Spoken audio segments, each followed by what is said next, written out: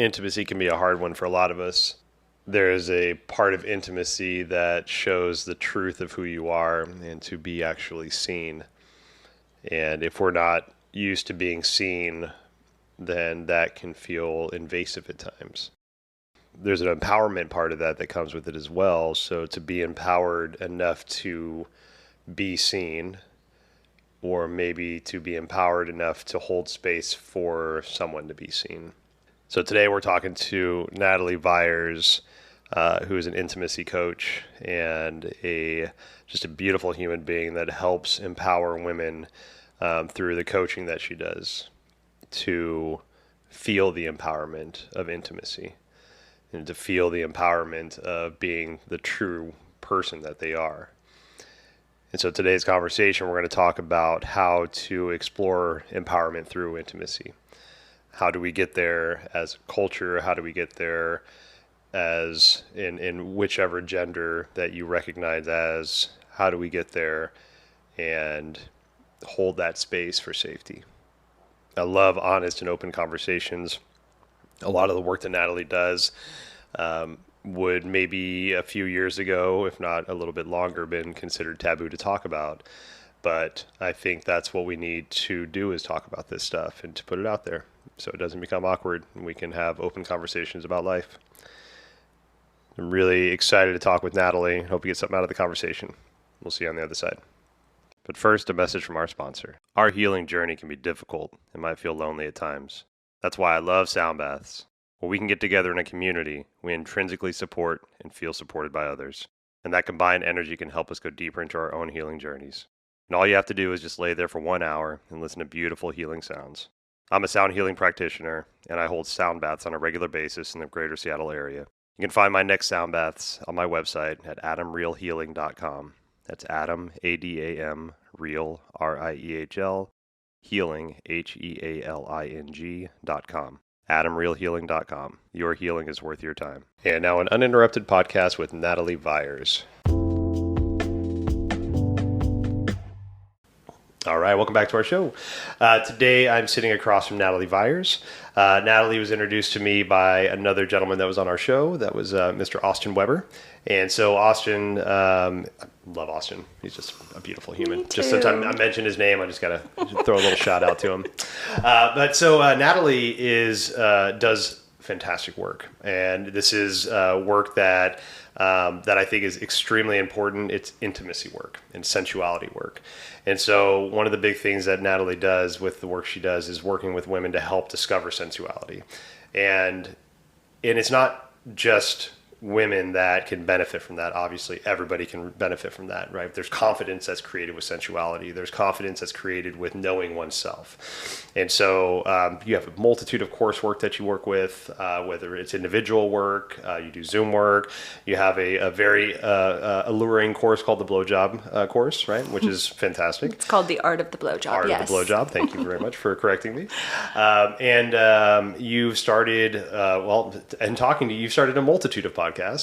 One is out there right now called Getting Off, and that's with a co-host named Rocky. Mm-hmm. And so I've listened to the first 2 of the 3 episodes that you guys have dropped, and I love everything that you're doing. I love the conversations you're having, the safety and the content that you're creating, the opportunities for inquisitive questions to pop up in the head and be like, oh shit, like that's an interesting way to approach that. I never thought about that, right? And I love, for me personally, 2 things that I love right now about life are questions that I've never asked and answers I've never sought. Right. And so the questions that I've never asked, and not to say that I know all things and I'm like, I ask all the questions. No, but like, I mean, we're out there in the world, right? There's a lot of like understanding of the world, right? And then when somebody asks a question that I've never heard of before, that's like, oh, good for you.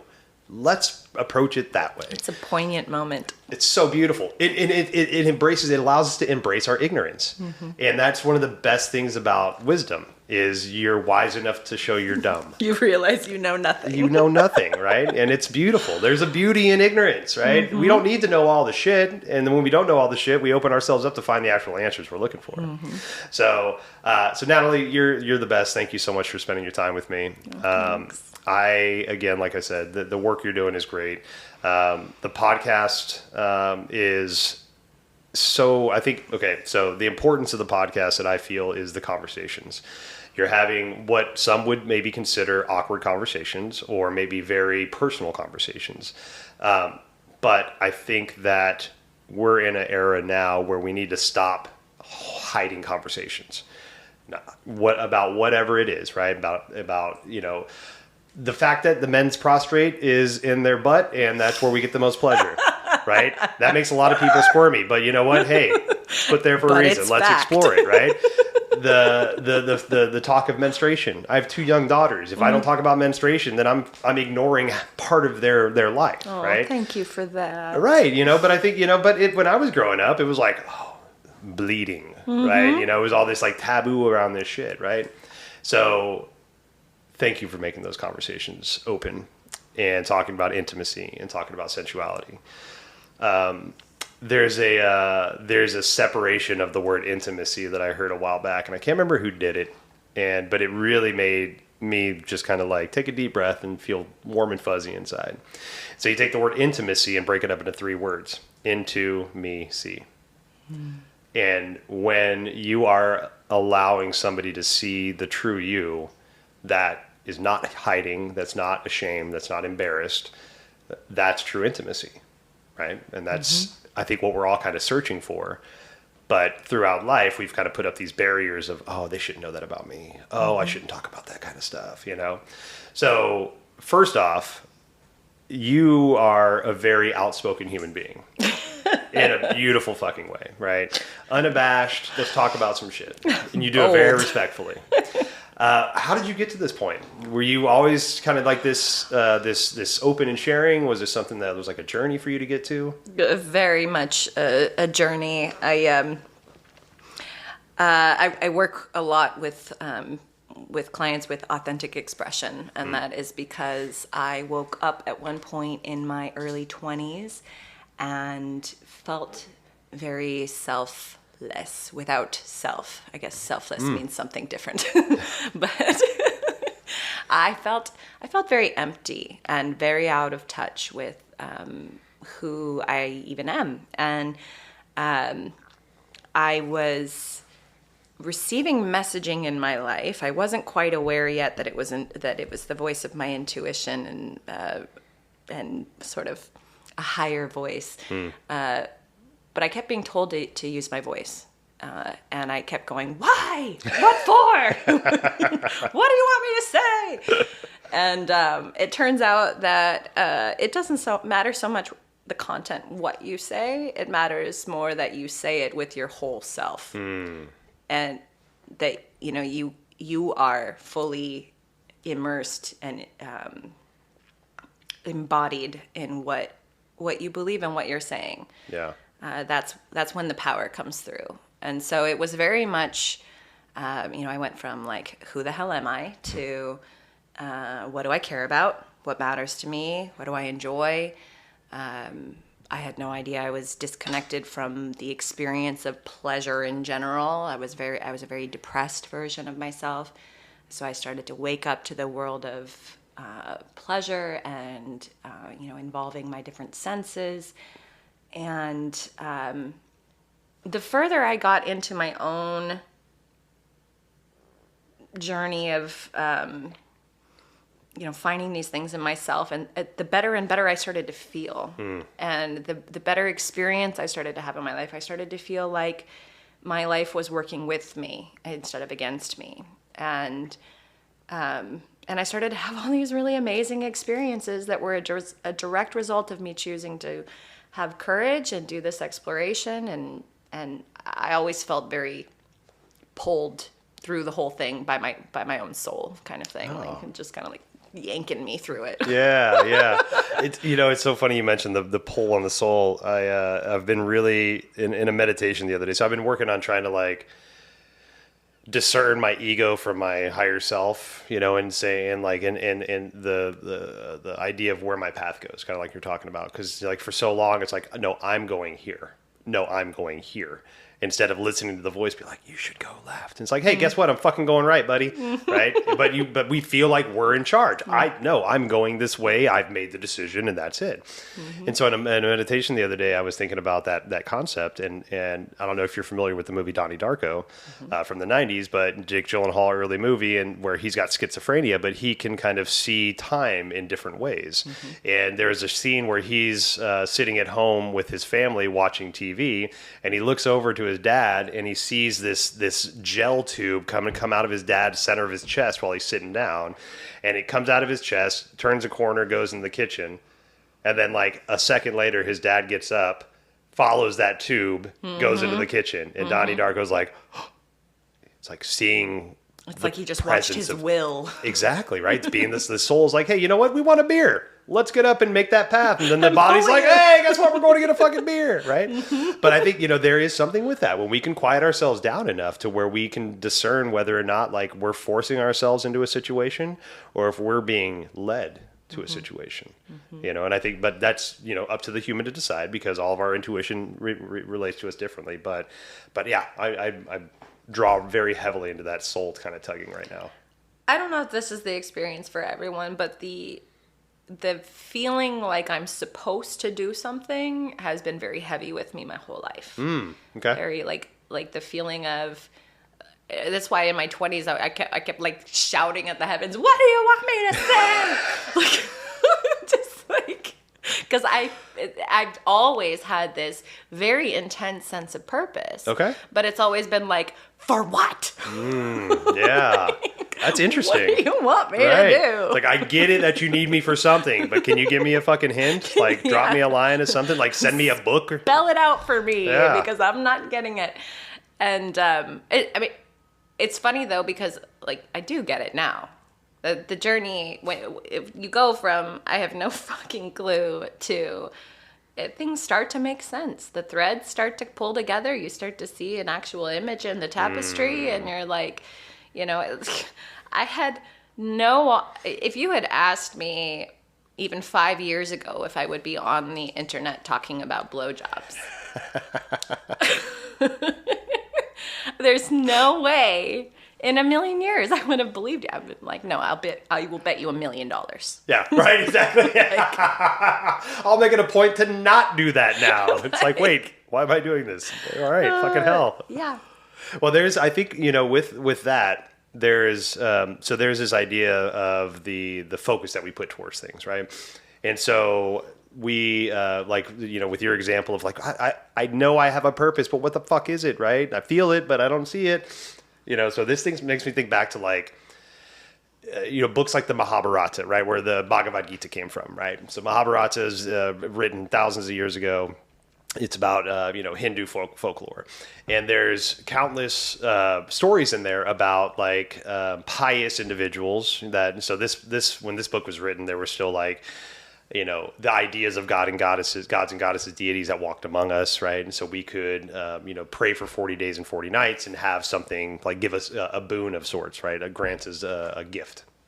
So there's countless stories of this. Like there's one story of like this gentleman, Yudhisthira, whose brother died, and he was like, nope, I'm not going to accept that. I'm going to stand in these waters in the lake by where my brother died, and I'm going to pray to Yamajara, which is the god of death, and say, hey, I don't accept this. Tell me why my brother died. This is bullshit. And for 40 days and night, that man stood waist deep in water with his arms outstretched to the heavens, right? And it was just like stood there praying, focused, like, what the fuck, man?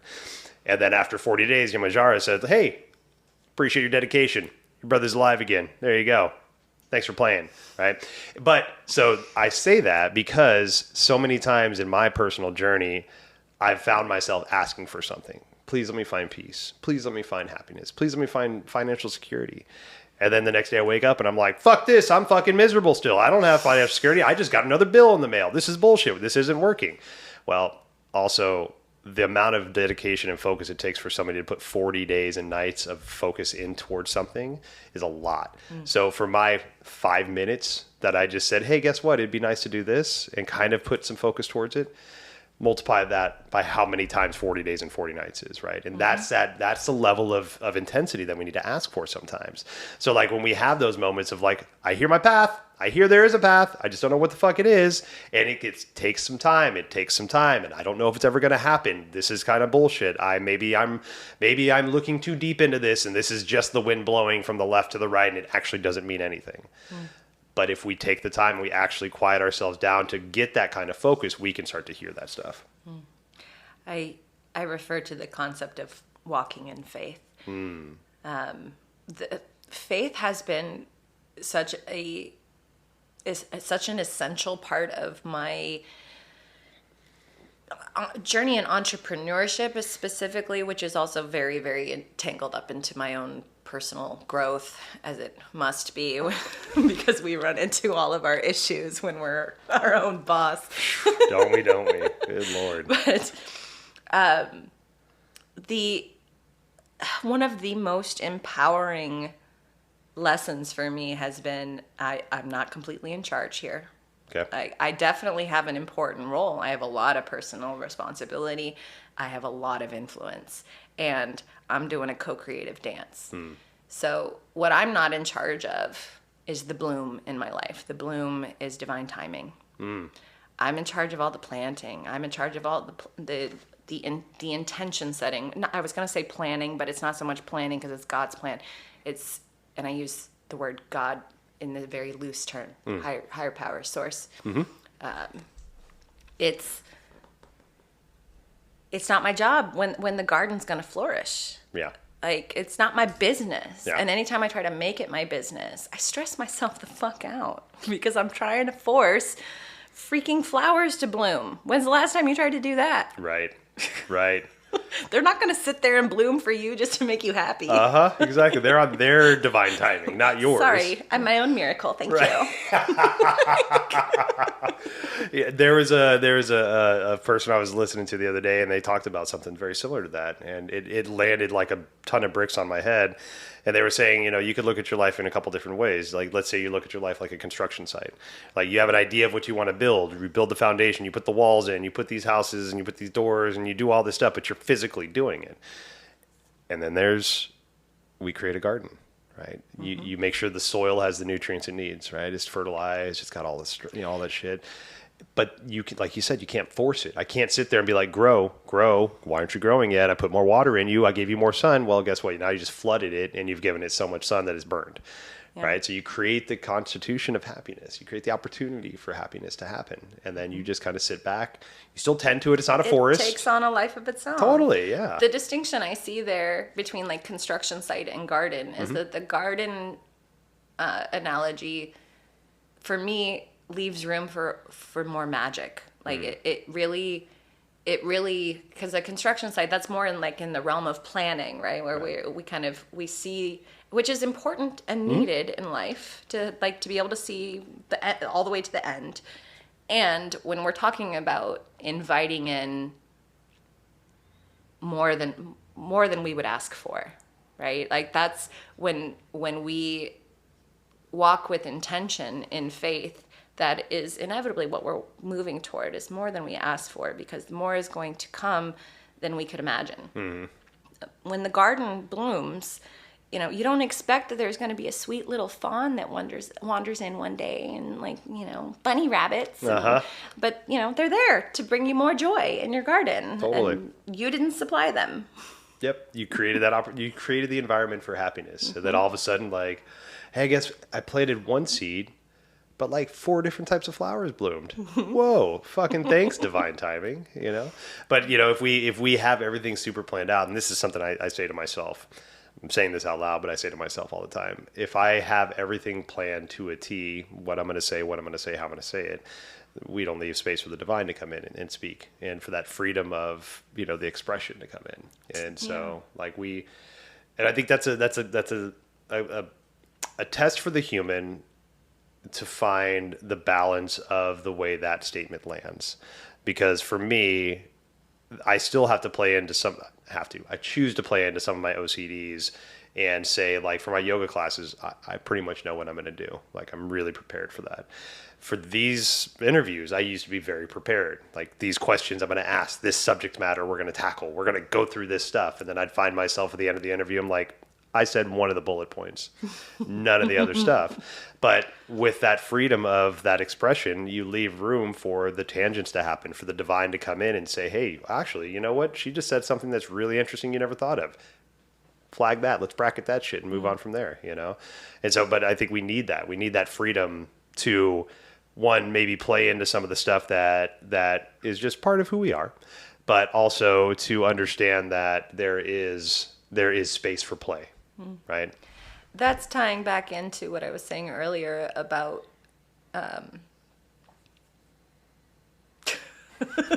what just flew out of my head. No, I was there. What I was saying about not needing to know what it is that you're saying. It's more important that you're saying it and that you're saying it like from your essence.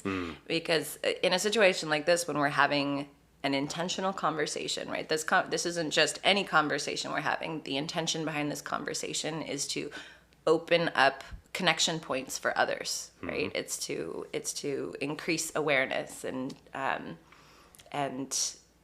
also to invite more vulnerability. And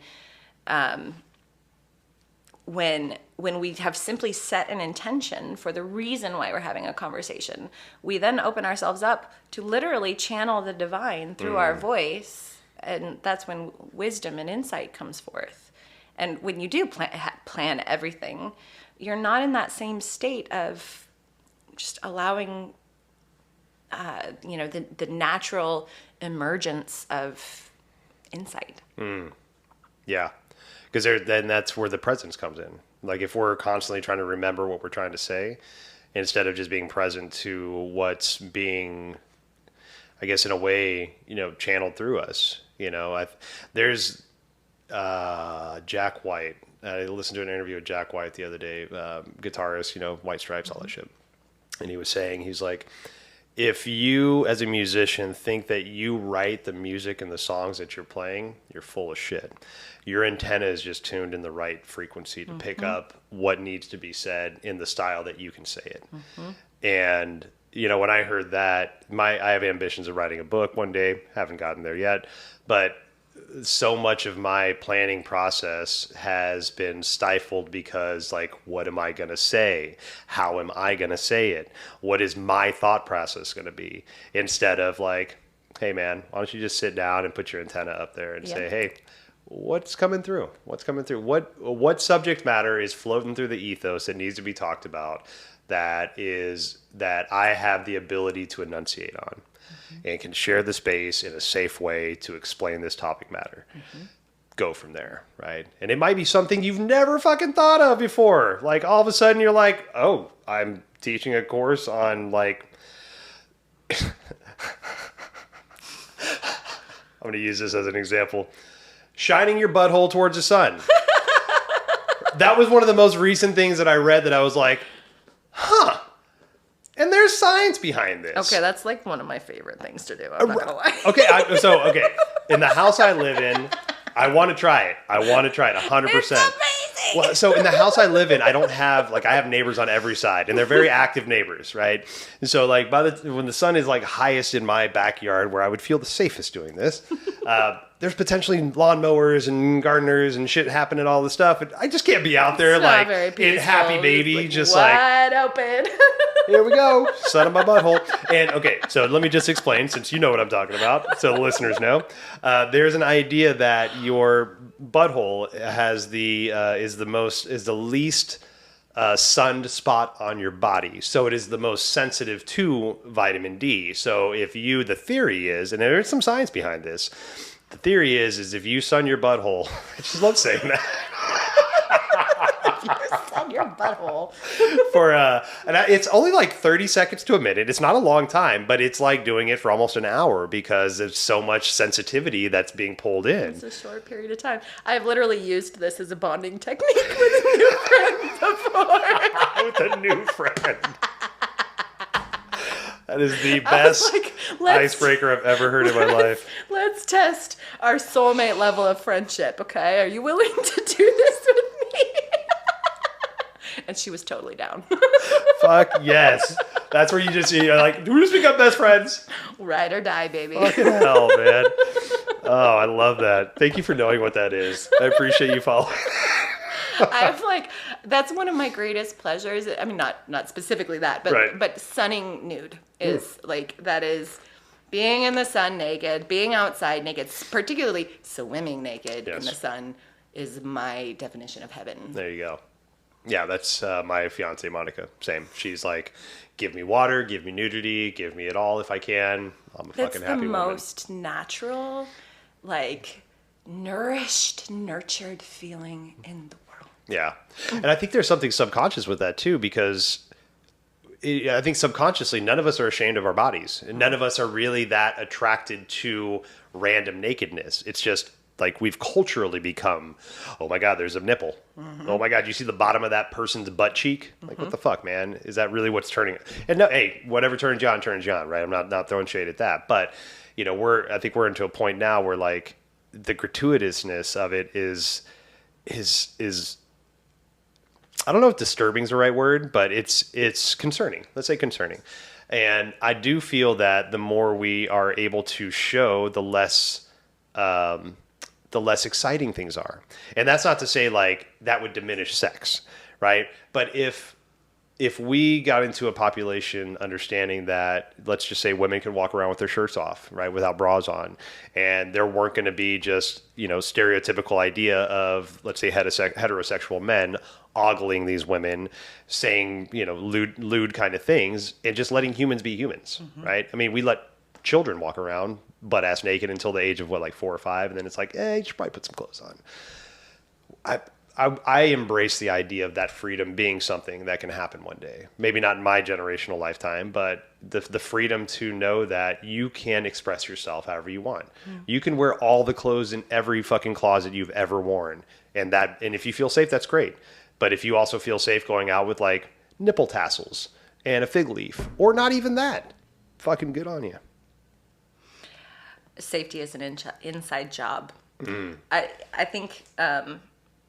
it's that mentality. We do a lot when we address it inside our own homes, and we just consciously choose to desexualize nudity, especially with our kids. We teach them, my son is 5.5, almost 6, and he sees me naked all the time. And it's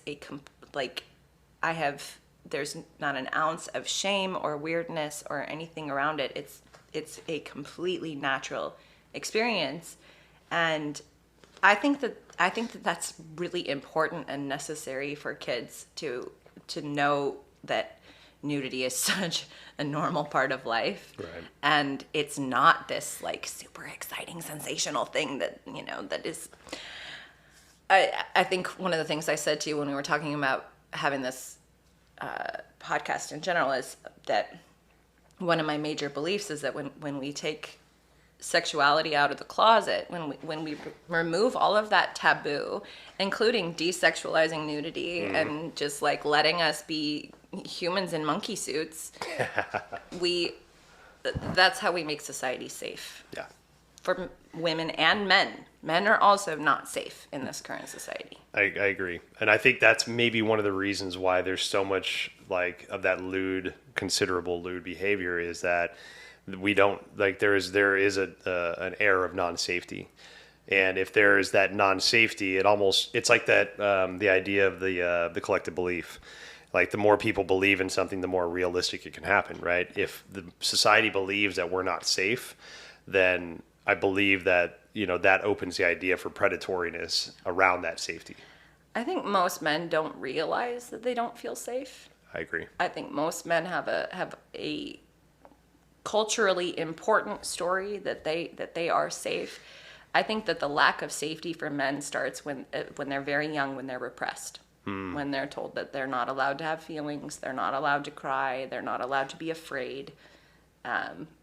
You're not safe when you're told that you're not allowed to have your human experience. Right. Yeah, and I think I I want to say that we're moving into a better understanding of that with raising our kids. We are. And, I think, we always push the piece forward a little bit with each generation, create a little bit more safety, a little bit more understanding. And, as hard as it is right now to look at what's kind of going on with the misunderstanding of like transgender rights and LGBTQ plus, the BIPOC communities, like just misunderstanding of humanity in general.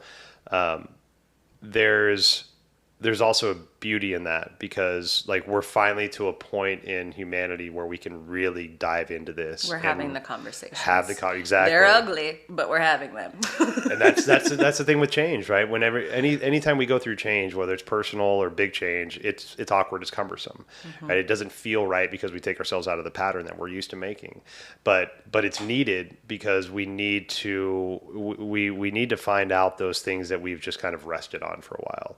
And be able to start moving those things and say, like, no, we're not going to accept this. We're not going to allow that to happen.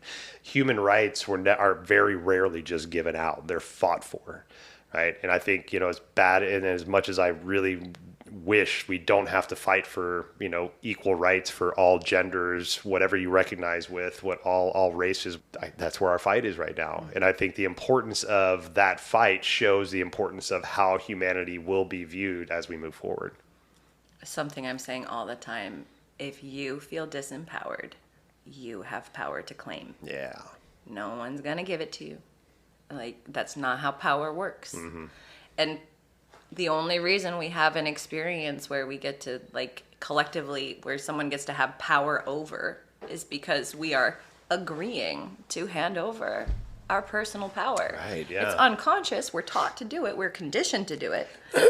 And we are totally unconsciously agreeing to be powerless in that situation, to be disempowered. Right. So it's a challenging statement for those who feel disempowered, because it's when you are in a place where you don't feel powerful, it's really hard to see where the path lies on your way to finding that power. And it's usually a journey for people. Right. It's not like you're like, oh, I have no power, then, oh, now I have power. Like, right. Yeah. Right. It doesn't work like that.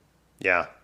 And that's very vulnerable. It's very vulnerable. It's very hard. As much as, just a little example of that, as much as like, as we know that, and I know that, I tell my clients, I tell myself that. Yesterday was Mother's Day. My mom passed away in September, right? It's my first Mother's Day without my mom. For your loss. Thank you. Yeah. And, and my grieving period has been healthy. Let's say that. I've cried, I've been angry, but it's all been healthy. And then yesterday being Mother's Day, I was fine. Woke up, was great. Feeling okay. Love mom, miss her. Said a little prayer for her. Taught a yoga class, and then at the very end of yoga, that class, I played Mama's Song by Boys to Men. I've been doing it since I started teaching yoga, right? I always play Mama's Song by Boys to Men. Mama, mama, you're the queen of my heart, right? Just like a beautiful song. I'm like, Boys to Men. And as soon as that song came on, my heart just like crumbled. And I was like, fuck, man. Oh, this hit me hard. Miss Mom. I did. And I got home, and like, just to kind of comment on what I was saying, like, I didn't feel safe to explain that to Monica or her niece or boyfriend that was here. I was just like kind of reclused myself into this sadness. And it really took me over. And it wasn't until like later that afternoon, after I like physically removed myself from like the beach we were at, the joy we were having, because I was so in my own shit, that I finally was able to process it and then be able to talk to Monica about it. So even though like I feel safe, I know I feel safe, I'm in a safe space where I can share that, I still didn't feel safe. Did you not feel safe because you were telling yourself you needed to be strong? Yeah. Yeah. Yeah. I heard that dialogue, and that's thank you for mentioning that, because I was trying to play the dialogue of like, what loop am I stuck in that I'm conditioned to, right? Mm-hmm. Buck up, chin up, be strong, don't let them see you cry, all these things that at the same time I'm like, but I'm strong because I cry. Yeah. And I can create more strength for somebody seeing me cry, because then it makes them feel safe and they can cry. But it's like this conditioning. It's so ingrained in us. And I'm 40, almost 43. I've been doing this work for almost 10 years now. And it's just, I think it's that gentle reminder of like, be kind to yourself, because you don't realize how hard this stuff is to change, Mm-mm. Yeah. My mother said just yesterday during our Mother's Day dinner, she was married to my dad for 40 years, and she commented, I had never heard her say this before, but she said in 40 years with him, not once did I ever ever hear him admit to feeling fear. Damn. Which is so sad, because I know my father to be a closeted anxious person, highly anxious person, and to know that he experienced a ton of fear but never felt like he could expose that safely is so sad. And I've had, you can probably guess from the lack of emotional expression that there's a bit of friction in my relationship with my father. And that is so at the core of it, that that in the way that he was raised, he was repressed so extremely that he lost parts of himself and never could reclaim them, and which I don't believe it's impossible to reclaim anything ever, but never has reclaimed them. And I just think it's so, especially for men of his generation, the boomer generation, it is so common to just, it's why men die younger of that generation, because they're just internalizing everything and their hearts give out. Totally. Yeah. My dad was very much an internalized. He passed at 56, so about 14 years ago. And I can honestly say I never saw my dad cry. I never saw my dad afraid of anything. I saw my dad pissed off a few times, but he never really took it out on us. But there was this stoicism that my dad held, that whether right, wrong, or indifferent, I find myself still trying to match that. And it's like that. There's no room for that. There's no place for that anymore. It doesn't serve anyone. No. It really doesn't. Even as a mom, I'm a single mom. I have him half the time, and there's occasionally times when I'm having a really hard day, or I'm processing some really heavy emotions.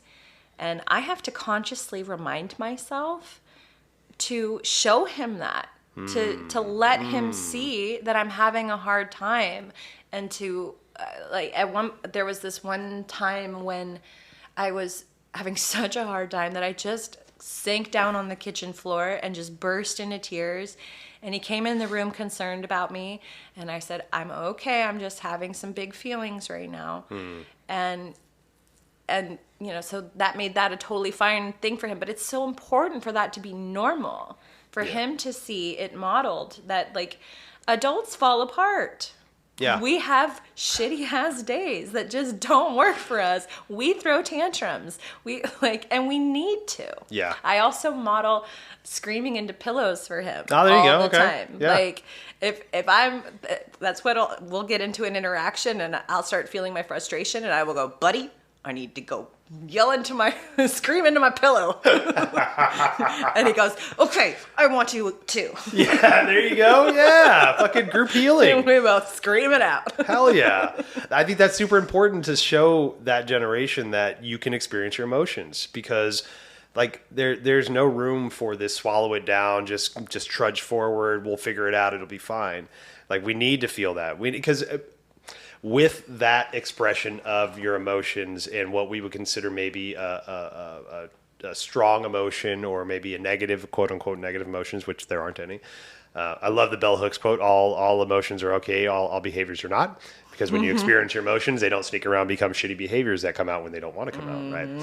So, but when we can experience fear, sadness, grief, that opens up the ability to love, to joy, to feel the embracement of all the beautiful things even deeper too. That is why men aren't enjoying their experience that much, because as they're repressing all the hard shit, they can't feel the good shit. Fuck yeah. I 100% believe that. I 100% agree with that.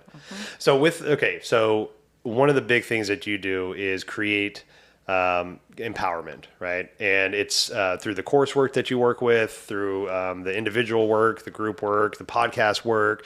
So in such a disempowered I think humanity. I won't even say just like a gender. I think there are definitely genders that are more disempowered than others, but we're kind of a disempowered humanity, and we don't feel our power, we don't feel our authenticity. So working with exploring that empowerment through intimacy, which is one of those like intimacy. It's like, oh shit, we talked about porn a lot. That's a funny statement just to kind of shoot out there. But before we hit record, we talked about the influence of porn. How about that? Pornography on generations like myself, who again, I'm 43. So grew up in the 80s and 90s, the advent of like the internet, the popularization of all that shit. And it basically dissolved intimacy through pornography. Like there was no intimacy. Like there were definitely like subsections of pornography that you can find that were like, oh, we're going to like do a bath and maybe wear lingerie. When's the last time you heard someone say, I love you in a porn? Right, exactly. No, it's just like, hey, let me grab you by the hair and put you where I need you, right? Mm-hmm. And so, in a place where, there's been a very severe lack of intimacy. How did you even approach this in the beginning? So I want to take you back to the start, like the inspiration for the art of the blowjob. Okay. Which it was early 2020, right at the start of the pandemic. Everybody was on the internet, mm-hmm. and it was just a random fluke. I was in a Facebook group filled with women, only dedicated to women in business, with a tinge of pleasure. Mm-hmm. And she was the leader of the group. Posted a post that said, "Rate your blowjob skills 1 to 10," and I said 10 out of 10. I could teach a class. There you go. I wasn't even thinking about it, and I had a whole bunch of women, like 10 women, reach out to me in private from that one post, and I had conversations with all of them. And I realized through those conversations that they were engaging in blowjobs in a very disempowered way. Okay. And so then I started teaching them how to engage in an empowered way. And I realized that I had some very powerful things to say to women about their sexuality in general, okay. Their engagement with men in general. So, the most important thing that I teach, kind of the number one thing that I start with, is this idea of, is your desire in alignment with what you're engaging in? Mm. Do you actually want to be doing what you're doing? Right. Because that's the answer to that is no for a lot of women when they're engaging in sex. Mm. A lot of times there's this energy of self-sacrifice and obligation. A lot of that is built into our conditioning and our cultural programming, that we somehow owe men sex mm-hmm. for a variety of things. And so one of the places that I start with women is just this idea that we get to own our desire and lack thereof. Yeah. And so owning your no, and so that you can ecstatically own your yes. Yeah. Because it's the ecstatic ownership of that yes that actually contributes the energy to your engagement that is sexy, that is going to be experienced as sexy by both of you. Yeah. Yeah.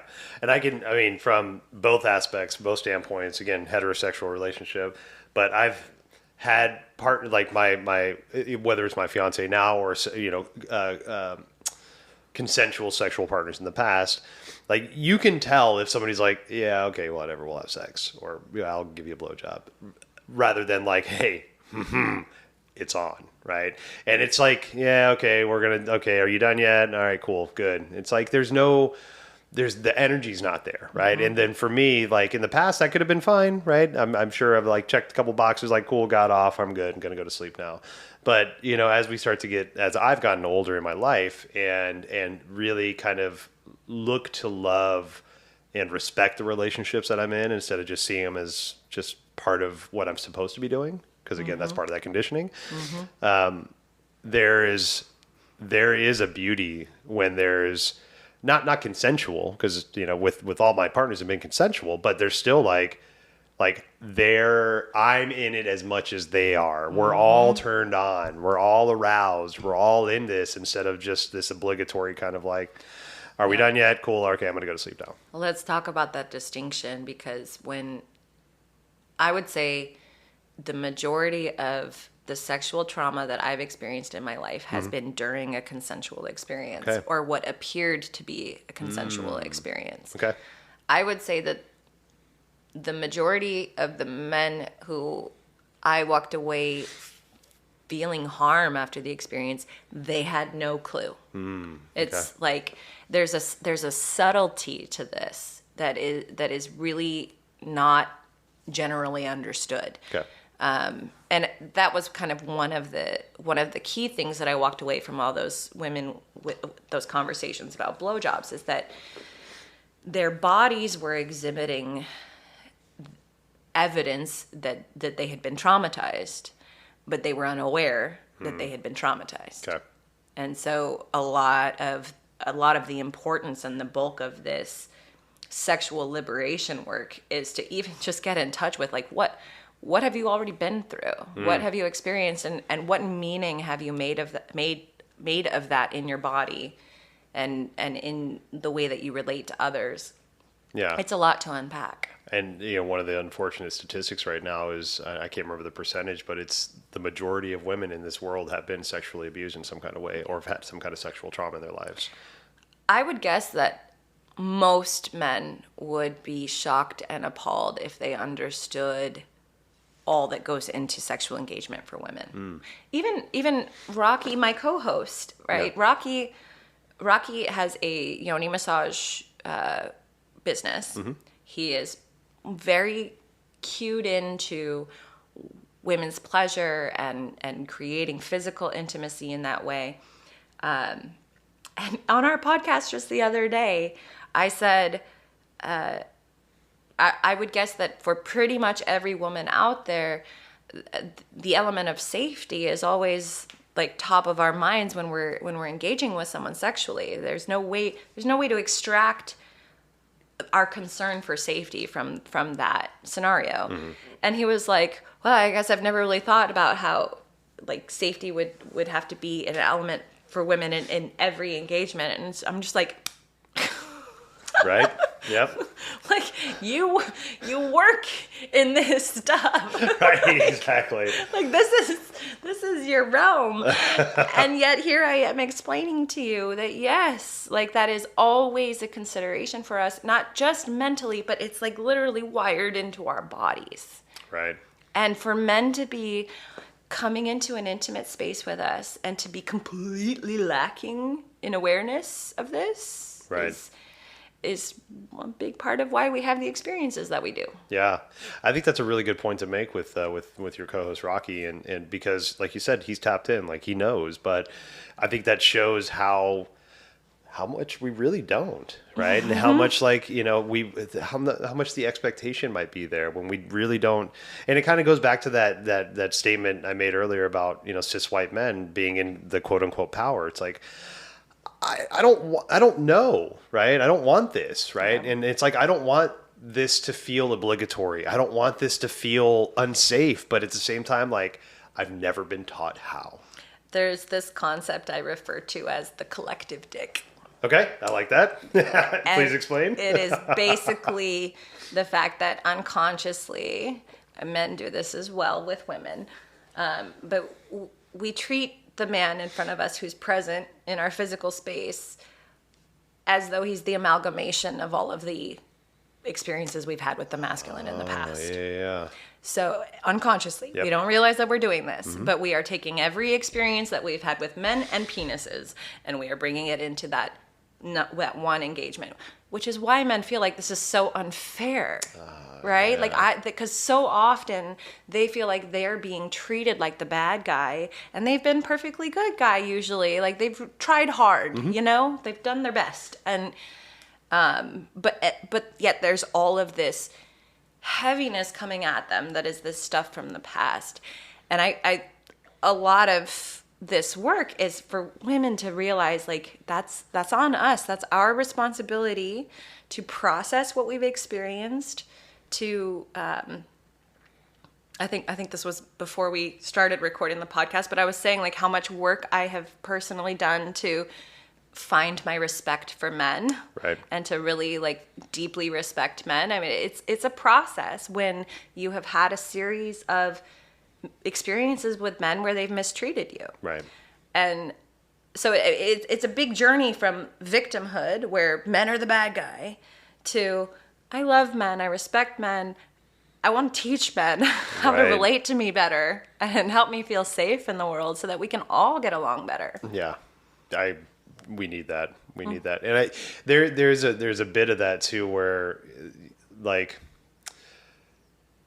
I feel bad, and I don't by no means expect, but there's this idea that, like, let's take Black Lives Matter, right? And so when Black Lives Matter started becoming like a big movement, there was a bunch of people that had good intentions. Let's say white people that had good intentions that say, how can I help? Please explain to me what I'm doing wrong so I can help. And then there was frustration of being like, I don't want to be your teacher. Just don't be a fucking asshole, right? Mm-hmm. Be nice, be kind, lead with your heart.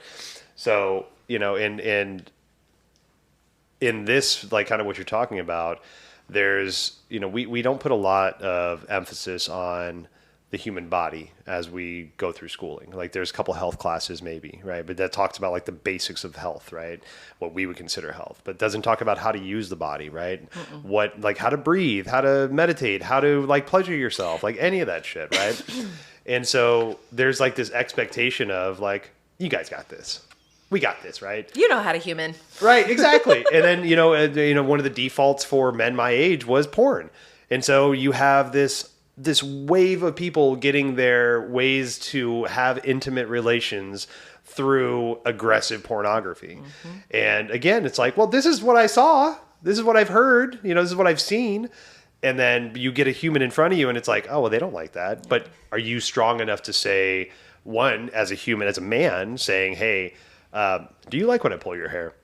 But the counter is the person receiving that strong enough to say, hey, guess what? Don't fucking pull my hair. Mm-hmm. We're not at that place yet.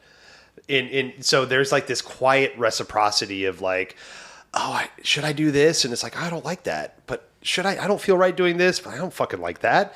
But nobody's actually saying anything, mm-hmm. right? There's this quietness of, like, you're doing this wrong. Am I doing this right? No, you're doing this wrong. But am I doing this right?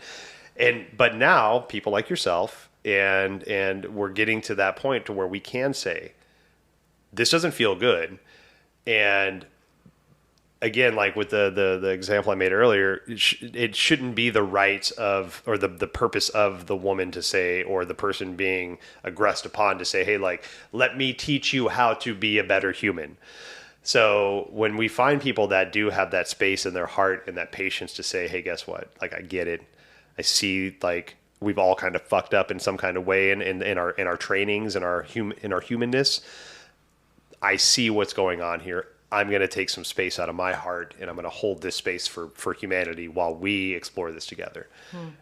Good for fucking you.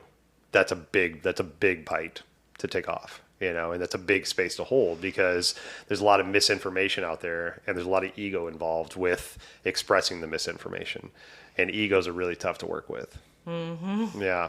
So with the work that you're doing with with the art of the blowjob and the other coursework that you're doing, I mean, are you seeing that that through intimacy and through the understanding of what intimacy truly is, that empowerment, and then that being able to, like, let's say you empower, a female client that you're working with, and then seeing that empowerment being able to be received by the male in her life as something that's constructive instead of something that's like, well, fuck you, I'm doing this right, Are you starting to see some of that kind of, like, that understanding of, where the work is? I would say the biggest pattern I'm seeing is that keeping our sexuality so close to the vest as women is one of the things that has us moving about in the world not feeling safe. And if we feel safe to be embodied in the fact that we are, in fact, sensual, sexual beings, when we're out in the world, it's really transformative in our experience in life. Right.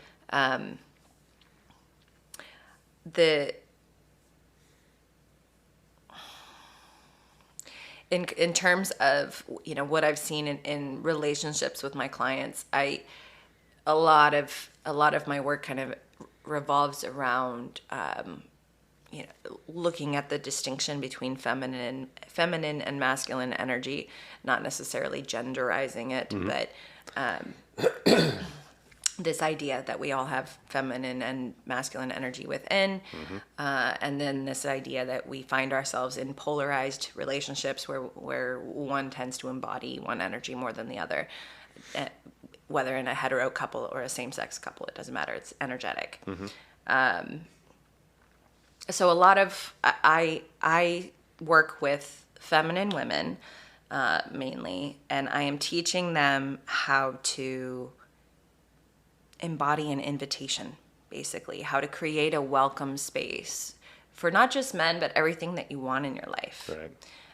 Because we're birthers. We birth things into reality, and we do that by opening up and creating the space for it. And so when women start to take ownership of their desire and start to move through their fear of being embodied in their sensual nature, they move with more power. You know, you receive. People think it's the opposite. People think because I talk about sex so much that I must be disrespected all the time, and I do get the occasional dumbass in my DMs. It's like, oh, blowjob sounds good. Yeah, right. Like I'm a drive-through. Right. It's like a number 3 supersize. Right. No, sorry, buddy. Not exactly how it works. But for the most part, my experience has been, people treat me like a queen because I'm so insistent that I get to be who I am and want what I want and do what I do, that you can feel that energetically. So I see that shift happening with my clients where there's just, it's a new lease on life. It's, you really get to start to play with how much you can mold and shape and influence your experience, right, and the kinds of things that you can invite in and bring in. Because so often we're not doing that because we're busy being disempowered. Right. So when we stop being so busy in the disempowerment and the disconnection, and we start to really come online and, be operating in our full selves, right, we suddenly have all this energy for all this other stuff we can create and do. Yeah. There's with that empowerment you're talking about, there's the thing that pops up into my head is almost like, because there's sometimes an anger around that empowerment. It's like, why the fuck do you have that power, right? And especially from men. And I think there's, and I'll speak from personal experience, but I think there's a bit of jealousy there, because I think down deep, everybody wants to embody their humanity. And like you said, the balance of, right? I don't want to always, just because I'm a white man, doesn't mean I always want to act like a white man. Sometimes I want to act like, embrace my feminine side. But we're not in a culture that allows that. So we have to, it's almost like, since I'm playing by the rules, quote unquote rules, whatever those are, whoever wrote those, since I'm playing by the perceived rules, you have to play by the rules, right? And if you're not, then you're doing it wrong, and I'm going to hold you accountable for it. But I think, with the openness that has now started to surface with gender expressions, that maybe it gives men an avenue to safely, hopefully, start to explore what potentially stepping into more of their feminine side would be. The more that you empower women, it allows men to finally feel the power that they don't want, and the power that they really do need, which is the power of understanding yourself. When men wake up to realizing like how much better it's going to feel when we have an equal balance of power between men, it's going to feel so much better for both parties. I promise. Yeah, I agree. Yeah. You reminded me of one client experience I had. One of the few men that I've worked with, just sharing this story makes me kind of want to call in more men.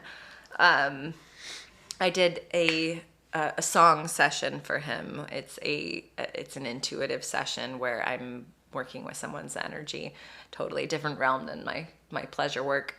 And he had a very something he identified in his body, and he had a very, very powerful release, like a big, big very, very old cry from a very young age. And he came out of that state and had an awareness that he wanted to play in his feminine a bit, and that release had come from such heavy shaming that he received from his dad for even the slightest bit of femininity. Right. And so what he decided to do was he decided to dress up like a pretty pink princess. Yes. And go to a local festival and just spend the day being a pretty pink princess as a straight white man. Okay. And he had the time of his freaking life. Fucking just love that. like prancing around being a girl. He had so much fun. Hell and yes. he felt so free. And it was like such a healing experience for him. And did it change him from being a straight man? Absolutely not. It didn't shift anything about him. It simply made him feel more like himself, more at home in himself. In a strange way, that what you just said made me, it reminds me of when I first had kids and I gave myself the freedom to be a fucking kid again. Play Legos, watch movies, fucking have frosting on my face and not care about it, right? Did you ever play dress up? Fuck yeah, all the time. Yeah. I mean, come on, I had 2 girls, you know, I was wearing shit. They used to color my tattoos in, all the stuff, pretty bows in my hair. But I think there is something with that, you know, I love that because like we, by no means do we need permission. But maybe we're in a place right now where you need to give yourself the permission to explore that freedom, right? The child inside you, the opposite sex inside of you, the suppressed gender that's just waiting to scream and cry and love you or whatever it is, right?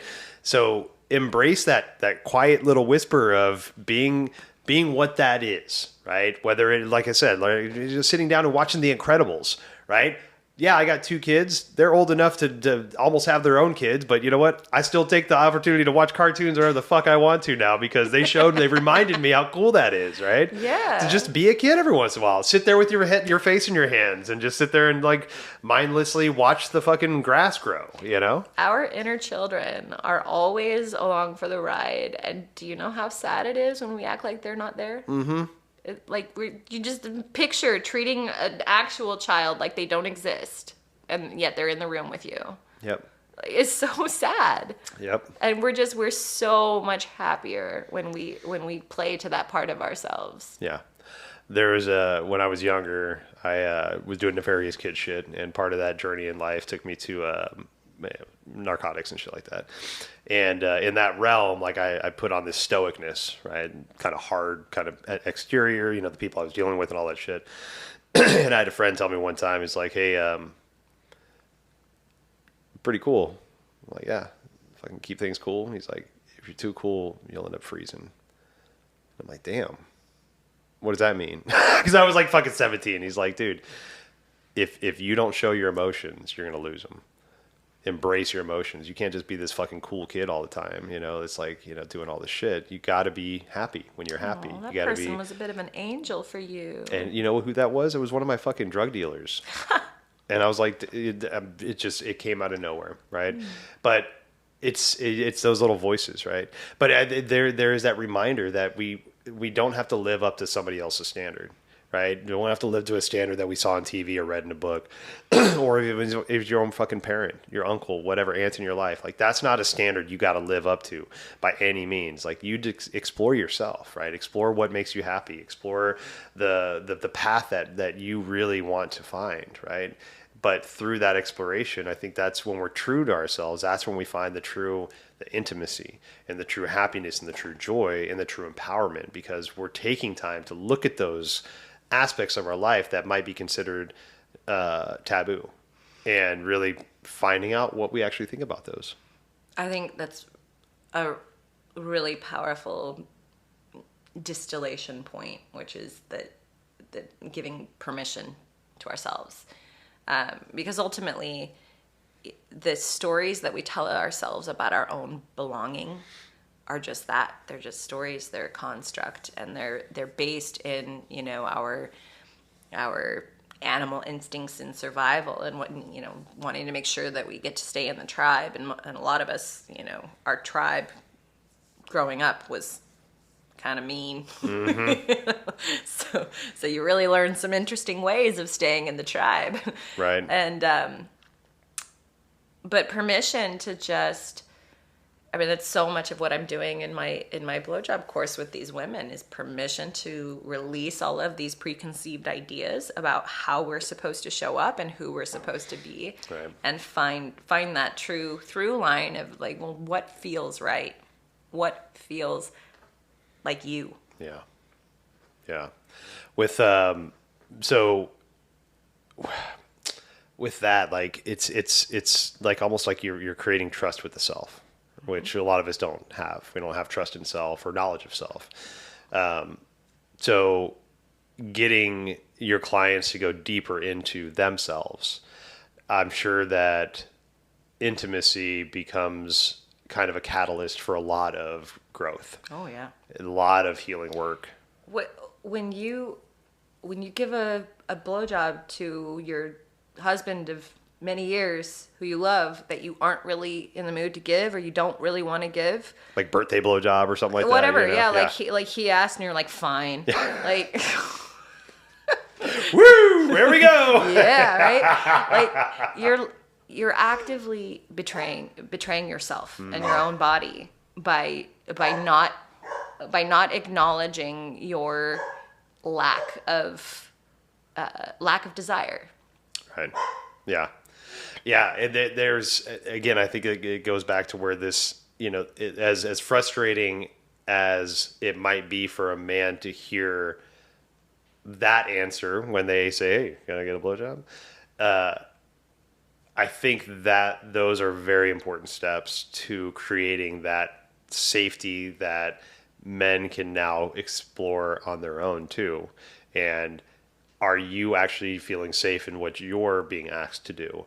Or can you find it within yourself in a very respectful way to voice that concern, instead of just being like, well, I guess I'll just fucking go clean the gutters, you know, or whatever it is that, you know, whatever it is. But there's, it's like we're all creating a ladder, right? We're all trying to help each other up, whether we realize it or not. And like through the empowerment that you create for yourself and for others, you're allowing the empowerment for everybody to be explored, right? And that creating that safety, creating that atmosphere of safety, so that we can all find the empowerment that makes the most sense for us, right? And not wielding it around, but just like, how does it land with you?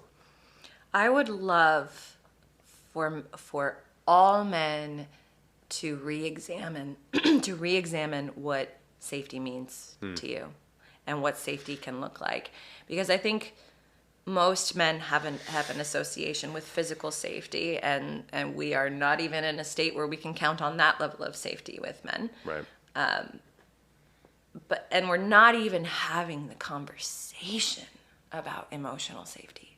Right. Because emotional safety doesn't exist for men either. Yeah. So it's something that both sexes are learning how to engage in newly today. What you said something about earlier about generation to generation, like we try to do better than the last generation did.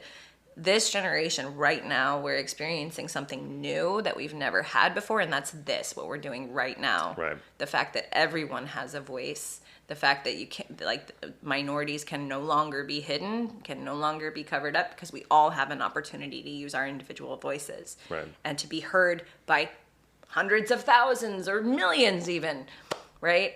Which is amazing and incredible. And we're so connected that we're collectively able to absorb this information from each other much faster. Right. And we also have this concept of like group think, right? Where like if enough of us adopt this consciousness of unconditional love and like making space for everyone to have their power, we'll eventually get there. Yeah.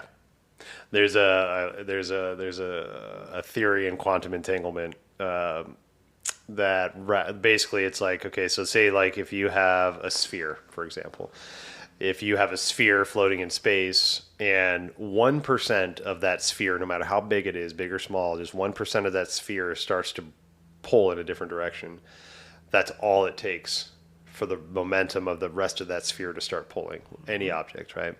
And so, I mean, you look at our population now, let's say 8.5, 9 billion people. So that's 900 million people to just, and that's a big fucking number, right? But when you break it down from 8.5 billion, that's not a big number, right? 800 million people just changing their thought process and allowing that current to move through the collective consciousness to show that, hey, okay, we're done with that ignorance, right? Now we're going to allow this concept to start to permeate through the consciousness and see what happens with that. In in this sphere, we're having conversations about how we've been creating our own suffering. And that's what we're collectively in the process of learning. Yeah. How we've been creating our own suffering and hopefully how to stop. Fingers crossed. Fingers fucking crossed. Before we blow up. Gosh. We talked about, using tools the wrong way, before we finally figure it out. And, it's hard not to just like beat yourself up when you figured out like you've been using this screwdriver as a hammer for like the past 6 months and there's a perfectly good hammer that's built to do what you need to do, but you've been just like flipping the screwdriver around and using the base of it. And we'll go through some self-loathing of like, I'm a fucking idiot. I can't believe I did that. I know it's a fucking screwdriver. What the hell? But like, throw that aside. Like, just embrace the fact that that's not your ignorance anymore. We're now moving forward. You got this beautiful hammer. You can go to fucking town on that roof. You're good to go now. You don't have to awkwardly use the screwdriver. But don't create the story about using the screwdriver. Just fucking switch over to using the hammer, right? And be okay with that. Austin, our friend, sent me something just yesterday that was about how this idea that until a certain point in our lives, what we're doing unconsciously without realizing it is living a lifestyle. And that comes from all of our conditioning and everything around us that teaches us how to live that lifestyle, right? And once we realize that we're living a lifestyle and we kind of become aware of that fact, we then have the opportunity to change our lifestyle, to make new choices and do things differently. And for everyone, there's a point where you think life is a certain way up until a certain point. You think it only works that way. And then we all have, at some point we have that moment where it's like, oh, maybe it's not how I thought it was. Maybe this isn't the best way. Maybe this isn't working for me. And I just think that's so beautiful that we're really, like, for the very first time collectively as a species, we're operating in the field of pure potentiality here. Like, we all have the opportunity to reach out and choose whatever we want for our lifestyle. Yeah. Which is so exciting. Hell yeah. What you just said about, the realization that we have, at times where, oh shit, I wasn't living a life the way I can understand how to do it now. So I think there's a level of that gets people in trouble because of the ego, right? Because so say subconsciously you've been living that life, right? And subconsciously we don't really know, right? We're just kind of doing that pattern shit that the brain does, right? We're making patterns. But once we find out that I'm not living the life that I'm proud of now, right? And in whatever aspect that shows up for you, we now consciously know that. And if you consciously know that, and now you've chosen to not change that behavior in some kind of way, it lands in a much more toxic way with the body. Then you're really suffering. Exactly, right? And so, to just credit the work that you're doing is you're giving people an outlet to embrace their ignorance without damaging their ego. And I think in where we're at right now, we need to be very cognizant of the way the ego has been viewed and the amount of control that ego's had for as many decades, millennia that we know of, that it's going to take some time to softly unravel that and to say, ego, like, I get it. You're angry. You want to you're cool with this razor blade laced blanket that you're wrapping yourself in because you think it's cozy. But also, let's take this away. Let's add some information and let's hold some space. And let's inform everybody, and then we'll love your ego still. It's fine. Nobody's holding your ego accountable, but now we're going to move towards this, and we're going to get away from this shit, right? I really have to credit my co-host Rocky in helping to create the environment for these conversations because, men get so much conditioning to, like, be the leader, be in charge, have all the answers. And Rocky does operate in this beautiful masculine leadership, and it is so informed by what he's observing in who he's talking to or who he's interacting with, and he's also forever a student, as am I, and I think that is a huge part of why we're able to create these open and mutually respectful conversations where I do feel like I'm doing more of the like illuminating of things for him than me. There's, you know, when you're the oppressed, you know more about the oppressor. Right. Yeah. Right? So we women, we understand you men pretty well. I mean, we're still, there's work to be done to understand for a lot of women more of the positive things about men's power, more of the things that are worthy of respect and that are essential and important in order for the world to function. But Rocky's so ready to admit what he doesn't know, and so open to me explaining, like, no, that is like such a man perspective. let me help you. Yeah. And it's like, and I think like he is providing such a service to men by standing in that space and allowing me to verbalize my perspective, and him actively doing the work, sitting there going, that makes sense. I hadn't thought about it that way. Yeah, like, definitely. Sometimes we need an example, an example of a strong masculine representing person to say, hey, guess what? I'm fucking wrong. Cool. Now let's figure this out together, right? Share your information because I really want to get this. And good for Rocky. You know, we need that. There's just I don't want to just coddle everybody's ego, but sometimes we just got to be aware of the situations and the information that we're dealing with. And if that's a factor in it, and we want to better this in some kind of way, we have to look at that as a factor and have to play to it in a kind of way, not placate to it for a long term, right? But just say, hey, look, okay, go, got it, right? Take the lock off first before you try to open the door. If you just sit there and try and sham that door open, it's fucking locked. It's like it's not going anywhere. You can break it down, but what good is that going to do? Right. Right? Get the fucking lock out, right? Get the key, unlock it, and then, here we go. Now the door's open. Now we can do some work. Yeah. Well, my dear, how do we get in touch with you?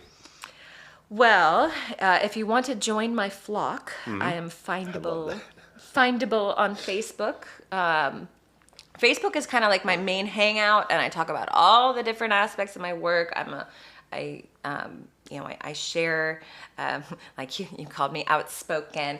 I'm a transparent, authentic sharer. I really try to put intention behind everything that I write, to like share my heart with people who follow me.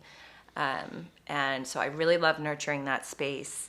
I also have a website, natalievires.com. Beautiful website. Thank you. And we also, for the podcast, if you're interested in exploring that, we have gettingoffwithnatalieandrocky.com. Hell yeah. And then we have 2 more podcasts in the works to be starting to release, but not yet. So Getting Off with Natalie and Rocky is on all the major platforms now. And I have a second one in development that is going to be called Superconscious Sirens. Hell yeah. Beautiful. Well, thank you for doing the work you're doing. Thank you for sharing your time and your knowledge. I feel there's going to be many more conversations between us in the near future, and I look forward to it because I can't express how important I think the work is that you're doing, and thank you and send the gratitude that needs to be sent to you. We got to create safe spaces, and I think we need to be able to like put the egos aside and meet people where they're at, and we can do some big work. So thank you for doing what you do. Thank you for facilitating a beautiful conversation. Anytime. We'll see you next time. Thank you so much for spending time with Natalie and I. Please check out the show notes for ways you can get in touch with Natalie to learn more about her coursework or to work with her individually. Also to check out her beautiful podcast, the one that is out now, and the other projects she's currently working on. Well, based in some love. We'll see y'all next time.